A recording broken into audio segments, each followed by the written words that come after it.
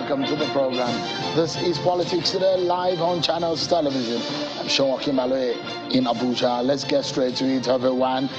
Well, it was an exciting time and a moment for the man and the two men who understand the stage to, well, speak about their plan and their agenda. The first in a series of the People's Town Hall put together by Channels Television and its partners. The Situation Room, Pearl, Yaga Africa, with support from the UK office. The presidential candidate of the new Nigeria's People's Party, Senator Robbie Musu and his running mate, Bishop Isaac Ida, also were on the stage for 2 hours answering questions from a cross-section of Nigerian public and professionals. And they talked about their agenda, their plans for Nigeria. It was a moment they were able to tell Nigerians why their party deserved to be elected for office. Let me allow you to listen to just a snippet of some of the soundbite that came out of the engagement. For you to have effective security in any country, you have to ensure the security of food, you have to ensure the security of health, education, infrastructure, all sorts of things, even job opportunities. Now, once you do that, you find so many instances, and of course, grudges will go down. And of course, dialogue is very key. Government must be talking to its people. President must come out regularly. In my opinion, if he can every week, talk to the people. Tell him where we came from, where we are, and what we intend to do. And people will be happy, even to see their president.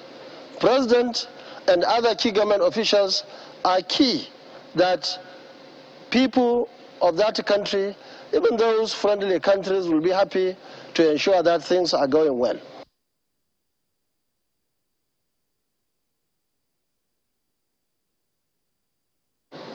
We are here to have a rebirth for a new Nigeria. We are here to bring about fresh air. We are here to bring about hope for the hopeless. We are here to have our economy rejigged, corruption prevented, and of course, again, to be fought.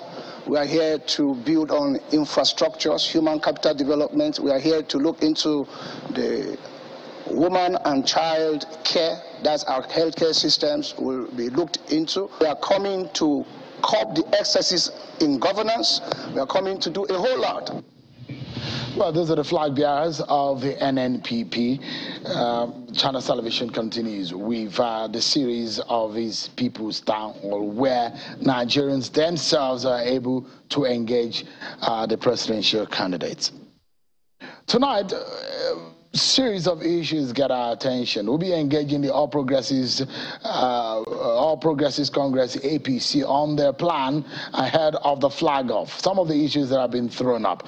What are their reactions to some of these issues? And of course, we ask INEC some of the names that have cropped up in the list that have been displayed. A lot of Nigerians are already saying there are discrepancies in some of those. We'll be getting answers tonight on the program. Stay with me, everyone. Let's first and foremost check out some of your political roundup stories.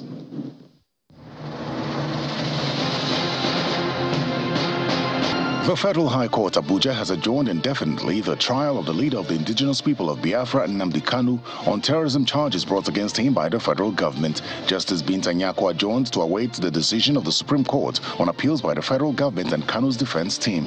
The Katsina State governorship candidate of the new Nigeria People's Party, Mr. Mohammed Nura Khalil, has promised to ensure security of lives, property, and qualitative and free education for the citizens of the state if voted as governor.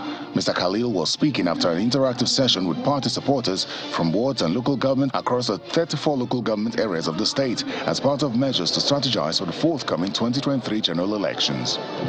A former governor of Cross River State, Senator Leah Limoki, has explained that the only way for the nation to come out from its current economic challenges is to vote for the presidential candidate of the People's Democratic Party, Alhaji Atiku Abubakar.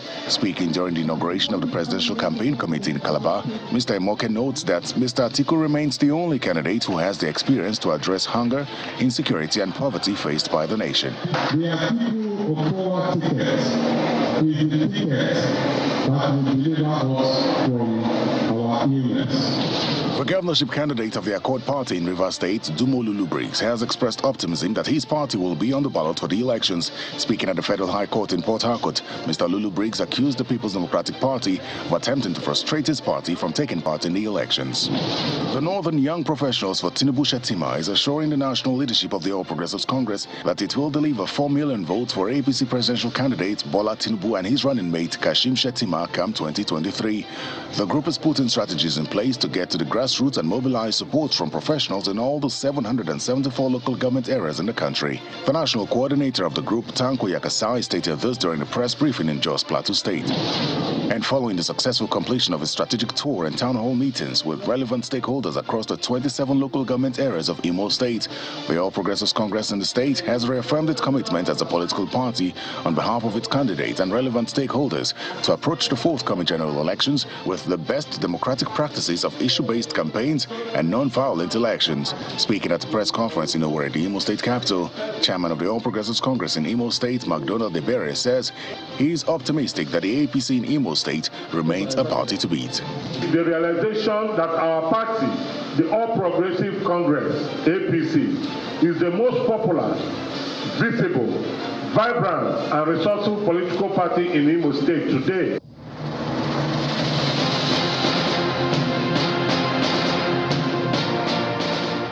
There you go. You've been served with your political roundup stories. Let's get to it, everyone. Our first conversation is about the ruling All Progressives Congress and the presidential candidate Bola Tinubu. Well, the party appears set for the flag of the presidential campaign as the presidential candidate and the party's flag bearer lands in Jos Plateau State for the takeoff of the party's presidential campaign. Mr. Tinubu is seen to have stepped down from the aircraft earlier today from at the Jos airport. Well, before he landed in Jos, he was seen with the presidential candidate of the PDP, Alhaji Atiku Abubakar. It appears that both men were at the waiting lounge at the airport in Abuja, where they both were obviously waiting for their flight out of the city capital, the nation's capital, Abuja.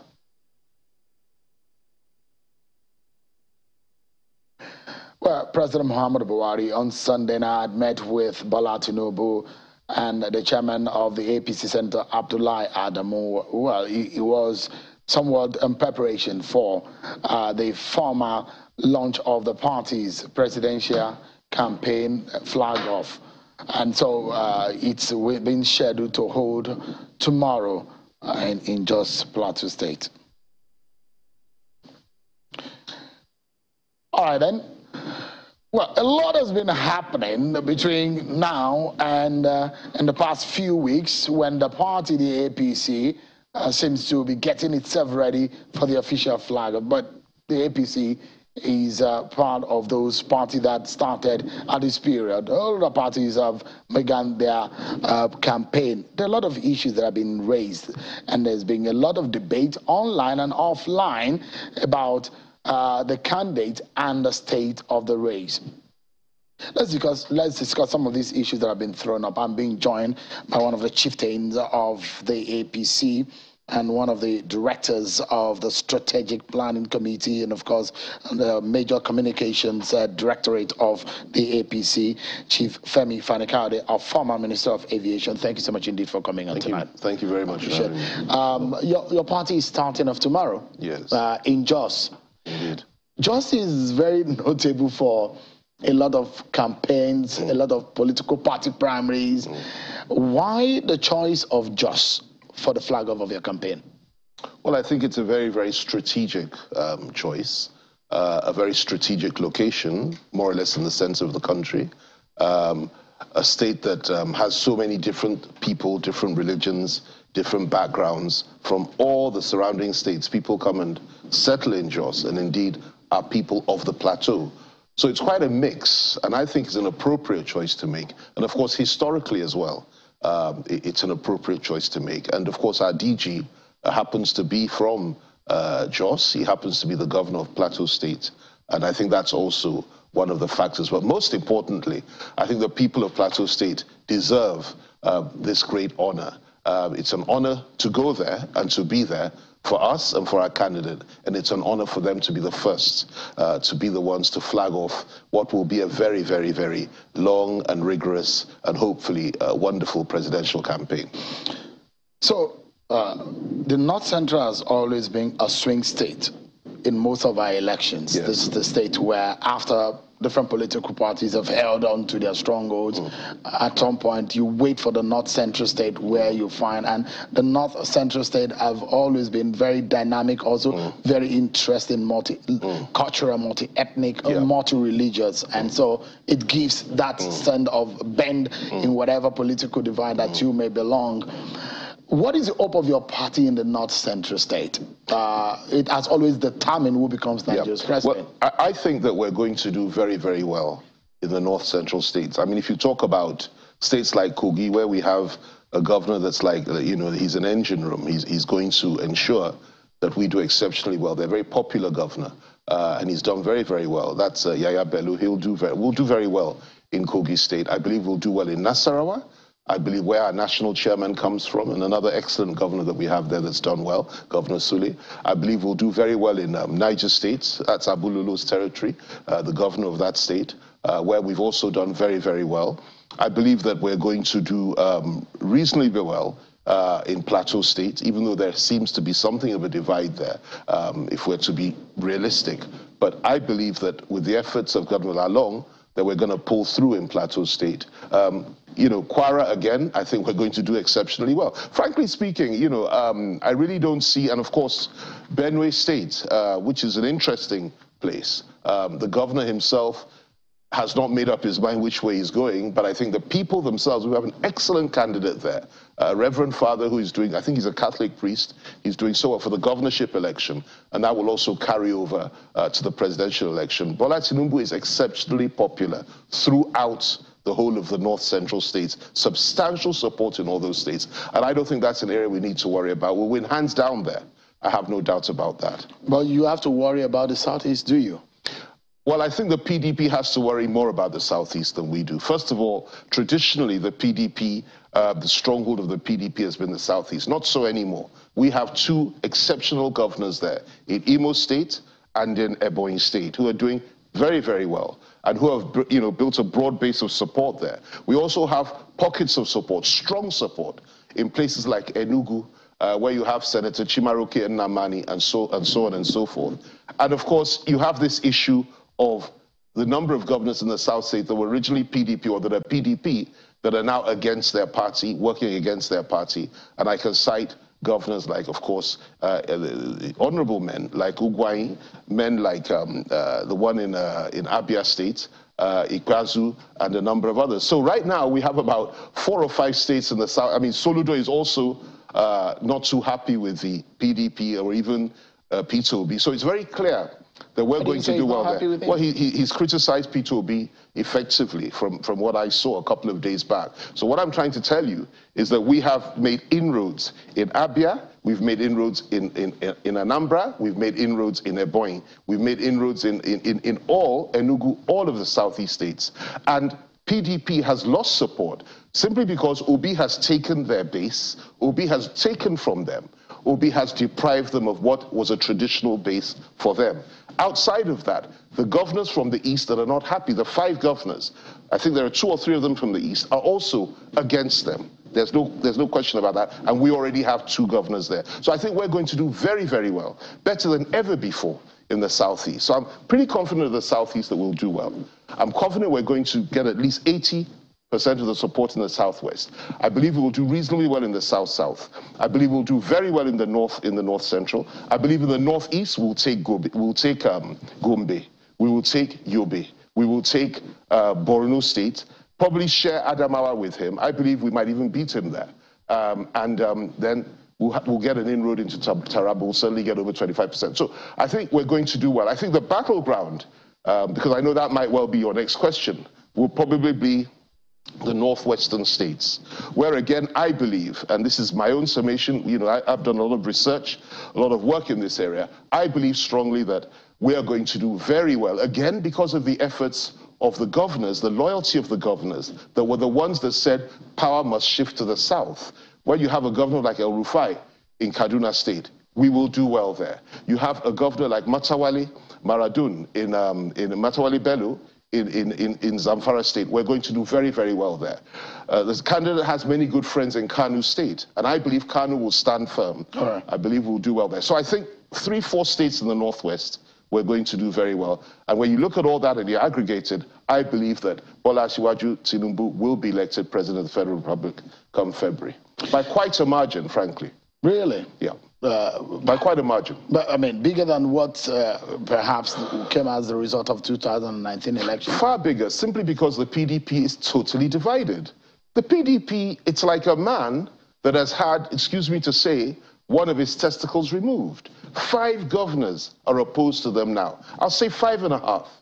I won't say 5, I'll say 5.5. One of the governors called me the other day. I won't mention his name on air, though I wrote about him, but I won't mention his name, and I mentioned him in what I wrote. And he expressed his disappointment with what was going on there. 5 governors are no longer with them and are fighting them openly. And it appears to me that this is something that cannot be resolved. Then Peter Obi has done the greatest damage to them by simply attracting votes in the north central areas, which are traditionally PDP areas, places like Plateau and so on and so forth. Jang and so on are with him now. And he's taken votes from them in places like Edo, places like Delta, places like the southeast itself. So where are they going to get the support from? The PDP is already asking your candidate to withdraw from the race. Yeah. And you are going to have a lot to contend with. You contend with convincing Nigerians at the campaign rallies, and you also have to contend with the online debates and the conversations that are, I mean, a few days ago, over the weekend, there was a fake news that came up. And I like to say, for those purveyor of another fake news that trailed that, the China's television did not take that story.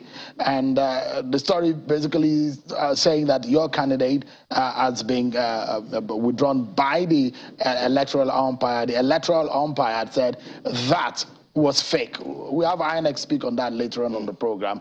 But I like to say that the purveyor of fake news, on the other hand, did not handle it also well, saying, and they couldn't get their facts right to say, China's television carried the story. China's never carried the story. What China's reported was the fact that INEC has debunked that story. Sure. You are going to have all of this to contend with, is it not, FFP? Well, first of all, let me tell you that I'm absolutely certain. I watch channels all the time, and I know channels didn't carry that story.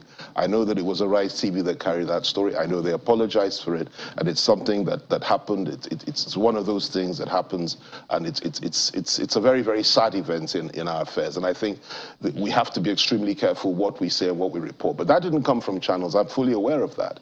What I will say, however, is this: when they say our candidate should step aside or should be disqualified or whatever, what else do you expect them to say? They're losing on all fronts. They only have one testicle left. They don't have the strength they had in 2019. Please don't use testicle. Well, it's actually part of the human anatomy. It's it's too gross. I'm speaking. It's too gross for the conversation. Really, it's like talking about an arm. I mean, let's not. Yeah, but the point. But a lot of times, the UK sensibilities may not be the same culturally. I've used that program on many televisions. Yeah, but I mean, this is a family television. The fact of the matter is that they're not the men. They're not the men they used to be. Okay. Let me put it in an easier way, a nicer way.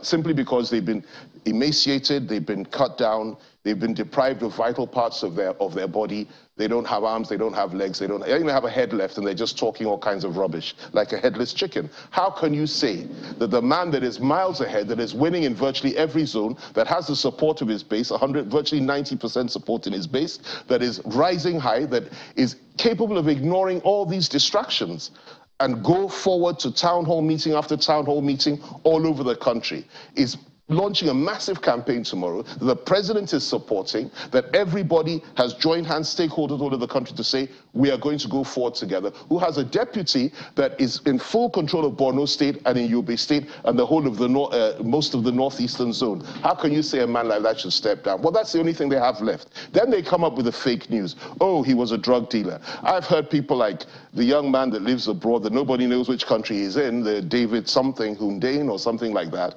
and another one called Reno Mokri, who I hear lives in America, and one or two here calling this man a drug dealer. A drug dealer. Simply because there was something that happened 30 years ago, a civil forfeiture of some money, which they failed to tell the truth about what really happened. That in that investigation, Bola Tinubu actually was given $1 million back after the investigation into the whole thing. $1 million was initially forfeited, and then it was given back to him after the investigation, and the balance of $400,000 or thereabouts was left simply because they said he didn't pay tax on some of the investments he has made. And that's why the $400,000 was forfeited. After that, a man by the name of Bona at the American Embassy in 1993 came out and said clearly, this man has not been indicted of anything, this man has not been convicted of anything, and he has done nothing wrong. I heard somebody on your program 2 days ago, one of the many spokesmen of the PDP, one Bwala or Daniel, or I'm not sure what his name is, a young man, very articulate young man, who sat here and said that Tinubu had been indicted. An indictment is a criminal charge as far as American law is concerned. He was not indicted of anything. He gave up some money, money was forfeited for tax reasons, $1 million was given back to him, and everything is self-explanatory, and the Americans said, he's done nothing wrong. He's been to America on several occasions after that. The American ambassador has been to his office after that during the course of this campaign to wish him well. He has strong links in America, many investments in America, then and now, and they are now calling this man a drug lord in a reckless, irresponsible, and nonsensical manner, and I think that's unacceptable. Worse still, they come up with fake news. These things you mentioned, INEC is investigating him. They were behind it.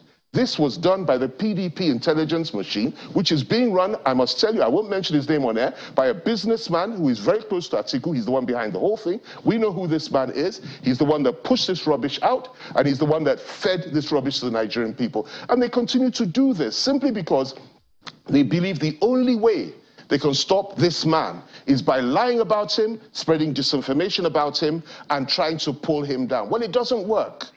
And that's the way of the PDP. It doesn't work, and it will not work.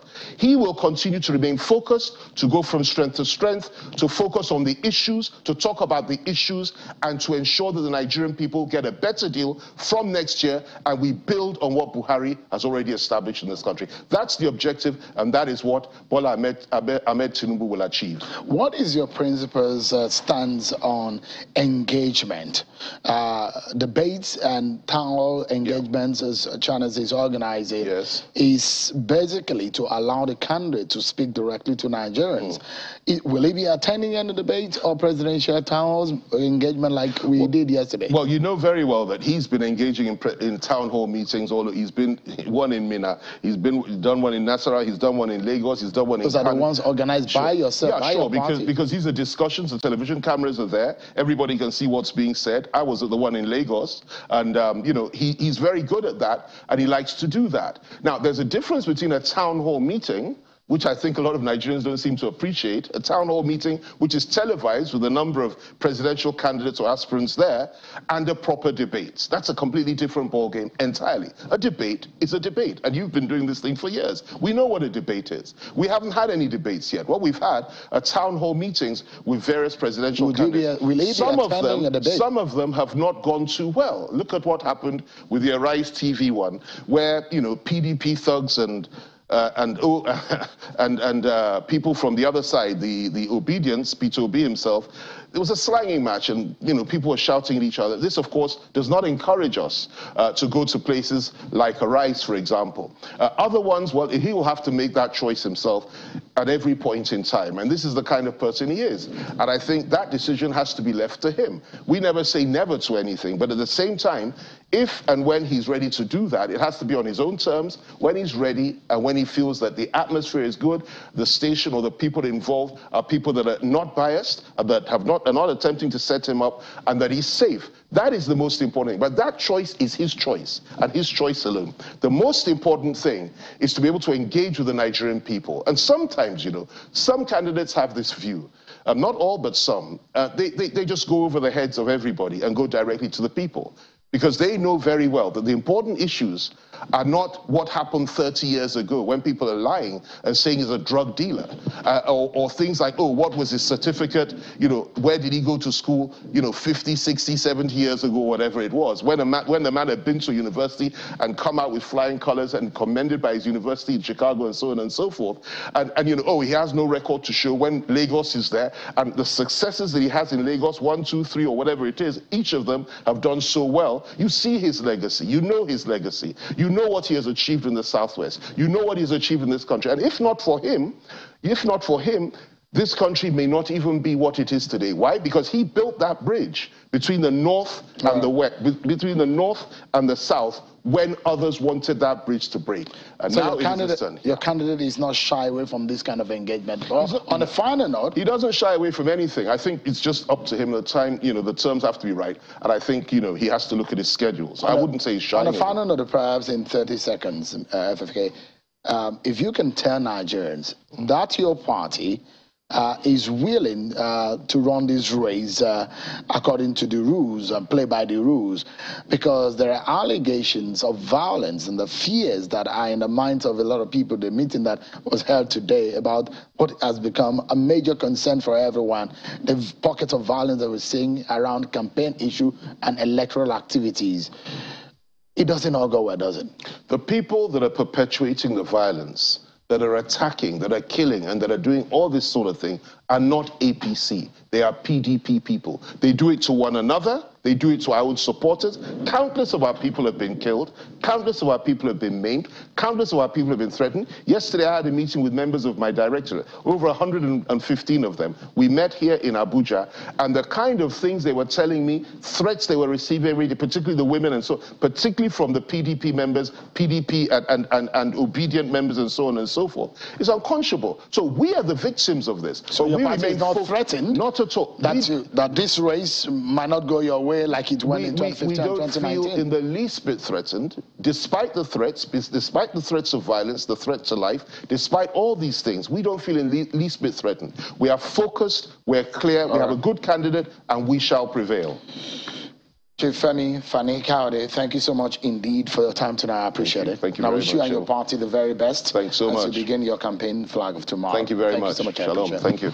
We take a break, everyone, and when we return, we will be speaking with INEC National Commissioner, Mr. Festus Okoye. And these fears about election violence, it grips everyone. But what is the way out? We'll be discussing some of these issues and also the voter register and the integrity of the poll. Stay with us, everyone. We'll be right back.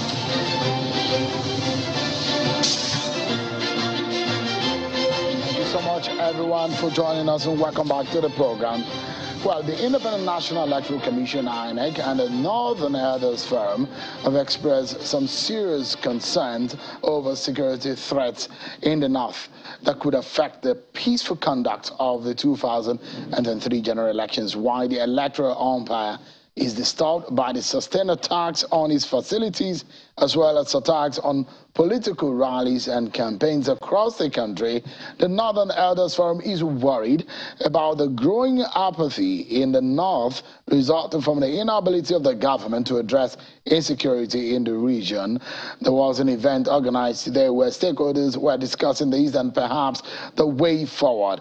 But let's listen to the National Commissioner of INEC in charge of voter education, Mr. Festus Okoye, who joins us live here in our Abuja studio. Thank you so much, Mr. Okoye, for joining us tonight. Thank you so much. First and foremost, I'd like you to clear the air about the position of INEC and how official communication comes out of the commission. There was a commotion in the weekend. Yes. Before a press statement or a press release comes out from the commission, it goes through a very rigorous process. And the moment we are through with that particular rigorous process, that particular press statement or press release or any other information is posted on our INEC press platform, because the INEC Press Corps has a platform, and it goes to that particular platform first before it goes to the various INEC handles and platforms. So as far as the commission is concerned, we met on Friday. We also met on Saturday, and there was no discussion in relation to the issue you referred to, and no statement could have emerged from such an issue. So there is no fire on the mountain as far as any of the political parties are concerned. Everything is all clear. We didn't issue such a statement, and it didn't come from the commission. Well, good. There were some disqualifications that we're seeing out of the courtrooms. In Akwa Ibom, we've seen that happen. In a few states in the north also, there were some disqualifications, and INEC has been ordered to conduct political party primaries. To monitor political party primaries. What can you tell us? What is the latest on all of this? Have you been officially informed from any of these states? Well, some of these court orders and judgments keep coming in. And as far as the commission is concerned, we are not a court of law. We don't issue judgments, and we don't make orders. Under Section 287 of the Constitution of the Federal Republic of Nigeria, we have an obligation, a constitutional obligation, to give effect to orders and judgments of properly constituted courts of law. And we will continue to give effect to such judgments. So anytime any court of law, especially the Federal High Court, that has been given exclusive jurisdiction over pre-election matters, issues an order, or delivers a judgment, we have a constitutional obligation to comply with it, and we'll continue to do that. So give us an understanding about this issue of violence. I mean, INEC cannot just keep quiet about it. What are you doing? We are not keeping quiet. The latest one we had that came from Abeokuta South Local Government and Ede South Local Government, a day thereafter, the commission convened a meeting of the Interagency Consultative Committee on Election Security. And at that particular meeting, the National Security Advisor was there, the Inspector General of Police was there, the heads of the various security agencies were there. And at that particular meeting, it was agreed that the various security agencies will provide joint security to all the INEC critical national assets that will be relevant to the conduct of election, especially in the 774 local government areas of Nigeria, and in all our state offices, including that in the Federal Capital Territory. So there has been that agreement. There was also an agreement to upscale information gathering and sharing of information and utilization across the country. And then the Inspector General of Police is also mandated, or has also been mandated, to convene a meeting with all the leaders of political parties and the candidates and spell out in clear terms the rules and regulations for political campaigns, and also the resolve of the security agencies to enforce the provisions of the Constitution and the Electoral Act relating to campaigns, rallies, and processions. The law empowers INEC to be able to superintend, and INEC is not called the umpire for a joke. It's for a reason. That all the political parties must abide by the rules and the guidelines, which, I can't put my finger on which of the section of your guideline that was released for this election, but INEC specifically had stated clearly that all political parties must abide by the rule of non-violent conduct. Now, if any of the political parties, because you heard what the APC chieftain said there, they have attacked and said, look, APC is the one perpetrating the violence. He has said the PDP is the one perpetrating the violence. The Labour Party has accused other political parties of perpetrating violence. In fact, in Rivers State today, the SDP candidate, Magnus Abe, said they did not allow him to go ahead to do his campaign. INEC must be able to do something to serve as deterrence to those who are perpetrating it, apart from what the security agencies must do. You are the umpire, isn't it? We are tracking some of these incidents. Secondly, under the guidelines and our regulations, any political party that wants to conduct campaign or rally or procession in any local government is mandated to give the electoral officer for that particular local government 10 days notice of his intention to do so. And any political party that also wants to campaign in any state of the federation has an obligation to also give us 10 days notice to enable the commission monitor these campaigns and also monitor these rallies. We are liaising and partnering with the various security agencies to make sure that going forward, any political party that breaches any of the provisions of the Electoral Act or even any of the provisions of the Constitution is properly sanctioned. So those who are going to allege political persecution should, at this point in time, call their supporters to order. And if they are the ones perpetrating it, they should call themselves to order, because going forward, immediately after the meeting with that will be convened by the Inspector General of Police the commission will move and partner with the security agencies to make sure that we put a stop to some of these violence at political rallies and political campaigns. In Ogun State, the several hundreds of PVC that have been destroyed, what happens to them? We have harvested the voter identification numbers of these PVCs, and we are going to reprint all those PVCs. Incidentally, the PVCs that we are burnt or destroyed, we are PVCs arising pre-2019. They are not part of the PVCs that we are printed during this particular period. So we are going to reprint those PVCs and get the owners to collect them. You said in the U.S., and you've said on this program, that the distribution of the new PVC, newly printed PVC, will start this month. Which day exactly? It will start this month. Well, we are in this month already. Yes. Today is the 14th. The 14th of November.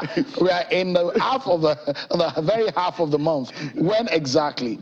Because my viewers want to know so that they can get their PVC. If you listen to me, okay. The month has not ended. Okay. The chairman gave his word that the PVCs will be ready for collection this month. As you are aware, we started the display of the register of voters for claims and objections on the 18th day of November.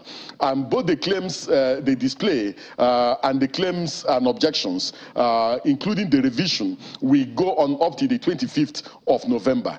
Thereafter, the PVC of the new registrants will be available for collection. And this will also include the PVCs of those who did transfer, the PVCs of those whose PVCs were damaged or defaced or lost. So we are going to do all these things. We want to truck in these PVCs all at once. We don't want to take them to the various local governments piecemeal. So we have already agreed on and designed an operational procedure on how to collect these PVCs so that we can have a seamless operation. So the PVCs will be ready this month for collection, but I will not give you the exact dates. I was going to give you a free advert so that you can be able to inform Nigerians so that they can be able to, well, I'm more concerned about those who want to vote other than the money INEC should pay to Channels Television for freely advertising on the permanent voters card. But I mean, this is something what we are happy to do to help the voters to be able to get informed and arm themselves with the necessary education to get them to vote on election day. But there is something that is causing a bit of a stir online, and you see a lot of pictures that have surfaced. Those people who are saying there are discrepancies as far as the voter register is concerned. And I think the essence of the claims and objection is simply this, so that if you find anything that is wrong, you might be able to object to it. Let me show you some of the pictures that have surfaced. There are people that have put them forward to say, what is INEC up to? Look at these people. These are obvious underage who are, you know, on INEC register. How can this happen? What exactly is going on? Mr. Okoye, is this people less than 18 years allowed to vote in this election? If you look at the faces that are captured there, these are definitely less than 10-year-olds. I have seen these pictures. As you pointed out, the essence of putting out this is for Nigerians to help the commission further clean up the voters register.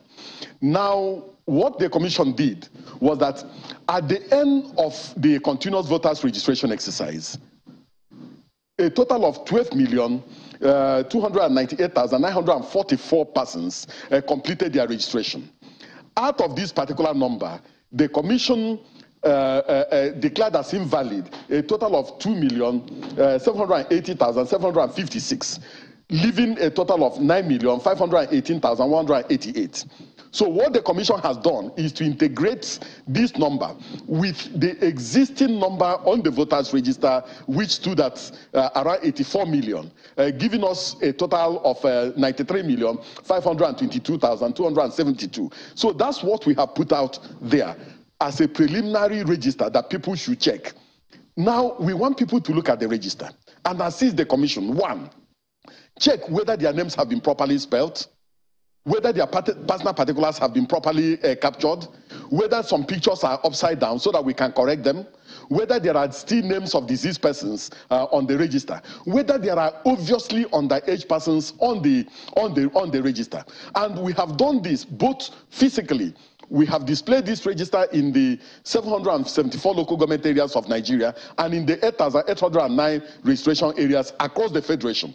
Not only that, we have also put this thing up on our website, and we have made it in such a way that any person, the word is any person, can go on our website and raise an objection relating to the presence of any individual on the register. And then the moment the person raises an objection or makes a claim, the person will be given a slip and given an indication of where these claims and objections will be had, because that is what Section 19 of the Electoral Act provides. And so we are the ones who willingly put out this in order to enable Nigerians see what we have done, see in what ways they can also help us further to clean up the register so that we can have an authentic, robust, and a register that Nigerians can be proud of. Yeah. And so I think that is what is going on now is the essence of the claims they display. But the issue here, yes, Mr. Okoye, is yes, how did this registration get on your register in the first place? No, they should never have gotten there. No, the point I'm making. What are teenagers doing on your register? The point I'm making is that what we have done is to integrate two registers. The one emanating from the continuous voters registration exercise that took place between the 28th day of June 2021 and 31st of July 2022, with the register emanating since 2011. So what we have done is to integrate both of them and then put the entire thing out for people to take a look. So the error of the past may still be reflected right now. Exactly. So, but now, okay, whichever happened, either the error was done now in terms of the CVR that was done recently, or it was done in 2011 or 2015 or 2019. The question is, your register is not that smart, or is not smart enough to be able to identify that this person is of an age that is not sufficient for registration, or what exactly is happening? Is this all done manually? Can we trust the register that INEC has? Well, we cannot claim, in all honesty, that the register does not have errors. If the lawmakers believe that a register should not have errors, or should not have challenges, they wouldn't have provided in Section 19, subsection 1 to 3, that such a register should be displayed for people to make claims, objections, and also lay complaints. So we agree that the register is not perfect. Because it is not perfect, that is why we have these claims, this display for claims and objections. Because the lawmakers believe that the commission can clean up the voters register to an extent, and we used our automated biometric identification system to remove multiple and double registrants. And then we also did what we call manual adjudication to remove obviously underage persons.